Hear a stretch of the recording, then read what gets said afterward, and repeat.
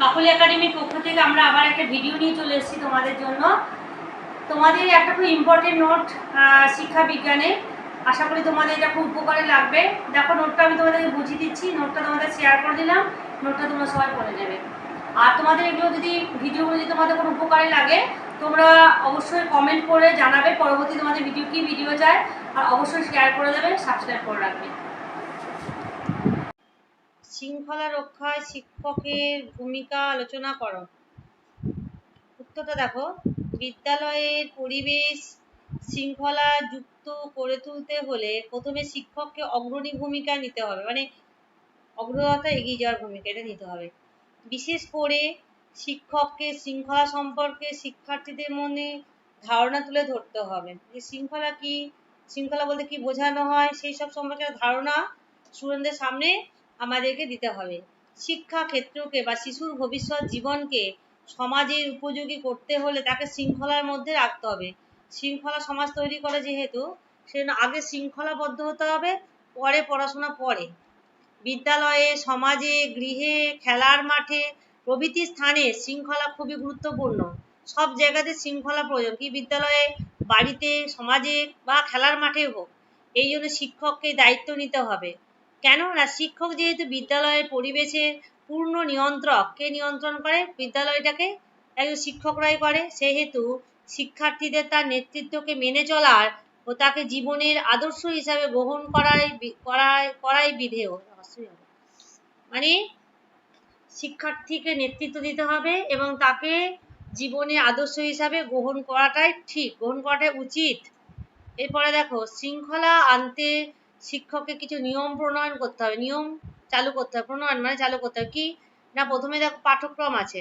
পাঠ্যক্রম কি না, শিক্ষার্থীদের চাহিদা ও সামর্থ্য যেমন পারবে সেই অনুযায়ী পাঠ্যক্রম তৈরি করতে হবে। তাছাড়া বিদ্যালয়ে তাত্ত্বিক জ্ঞানের পাশাপাশি ব্যবহারিক জ্ঞান, অভিজ্ঞতা শিক্ষার্থীদের দিতে হবে। যে প্র্যাকটিক্যাল জ্ঞান বা শিক্ষকের যেটা অভিজ্ঞতা আছে সেটাও দিতে হবে, পাশাপাশি তাত্ত্বিক জ্ঞানও দিতে হবে। শিক্ষক এবং অভিভাবক সমিতি, বিদ্যালয়ে অভিভাবক ও শিক্ষক সমিতি থাকা খুবই দরকার, কারণ এর ফলে বিদ্যালয় ও গৃহের মধ্যে খুব ভালো একটা সম্পর্ক তৈরি হয়।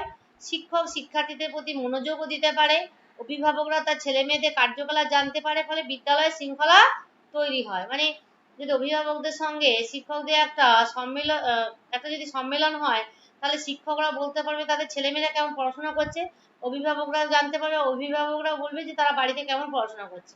আরেকটা ব্যাপার হচ্ছে শাস্তির ভয়। এই যে শাস্তির ভয় মানে শিক্ষার্থীদের মধ্যে যদি শৃঙ্খলা আনতে হয়, তাহলে শাস্তির ভয় দেখিয়ে যে আদেশ দিচ্ছে শিক্ষকরা সেটাকে মান্য করতে বাধ্য করতে হবে। তবে এই যে শাস্তিটা কখনো শারীরিক শাস্তি হবে না, মারধর করা এসব চলবে না।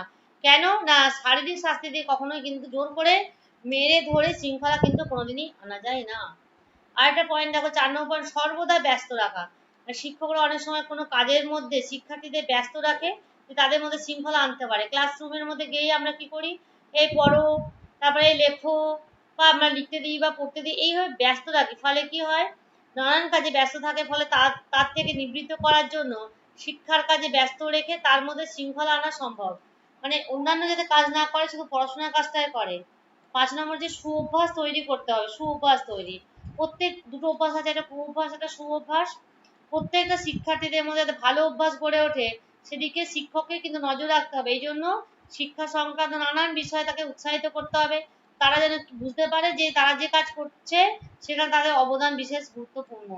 মানে শিক্ষকের কাজ হবে শিক্ষার্থীদের মধ্যে একটা খুব ভালো অভ্যাস তৈরি করা, সুঅভ্যাস তৈরি করা।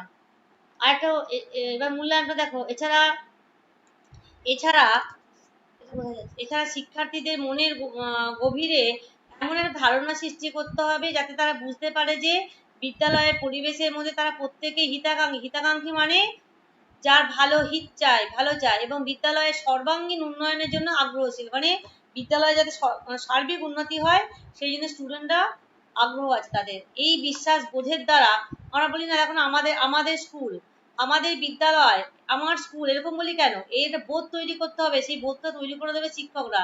এই বিশ্বাস বোধের দ্বারা বিদ্যালয়ের প্রতি তাদের একটা মমত্ব বোধ ও শ্রদ্ধা জন্মাবে, স্বতঃস্ফূর্তভাবে মমত্ব বোধ জন্মাবে।